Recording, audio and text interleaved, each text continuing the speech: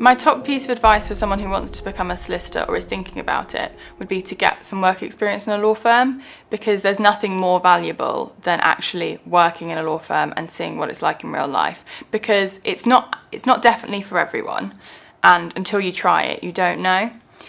My second piece of advice would be to work really hard, because getting into the legal field is very competitive, and unfortunately it's not necessarily just about having good grades anymore, it's about all the additional things that you can do, so your extracurricular activities, any work experience you can do.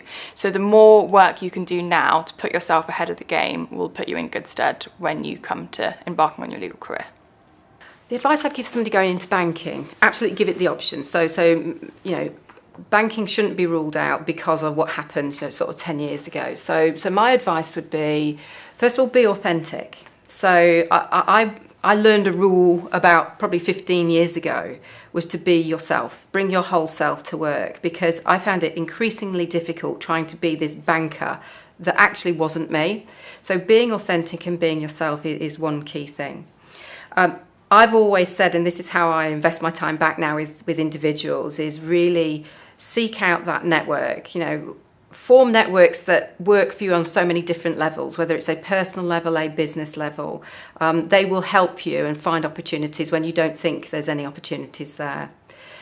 Being happy in what you do. I strive to be happy. If I don't, it's not up to everybody else to find happiness, it's down to me. And that's why before these last 10 years, I've changed roles every 2.5 years, because I get a little bit bored. And once I've done my job, I want to move on and, you know, create, you know, grow even more. But finding that point of happiness throughout your career, and when the point that I'm not happy, it's time for me to look for the change and for me to make the change. My advice is to study and get your qualifications. The basics of the maths and the English always help with everything, and just to always look for opportunities and be confident in what you do. My tips for young people starting a career would be not to expect yourself to know everything in the first instance. You learn things as you go along, and there's never always one answer to a question.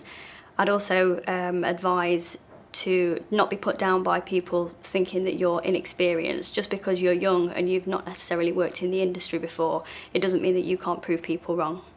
Obviously, the main thing that I would suggest is to keep your options open, and if recruitment is something that you would consider, obviously the opportunities are endless, both monetary-wise and position-wise, for example. So myself actually started as a temp in branch, so I was a temporary member of staff for Pertemps myself in the first instance when I was a resourcer. Within a year of me being with the company, obviously I've learned the aspect of everything else in the role, so the sales, etc., which got myself to an industrial consultant as opposed to just a resourcer, and I actually got myself a permanent role within the company in that time as well. And for example, my branch manager also started off the same way that I did, and he's been with the company now for 4 years and he's managing his own branch, which kind of gives you the drive to want to do the same thing. So definitely the opportunities within companies, especially Pertemps, obviously.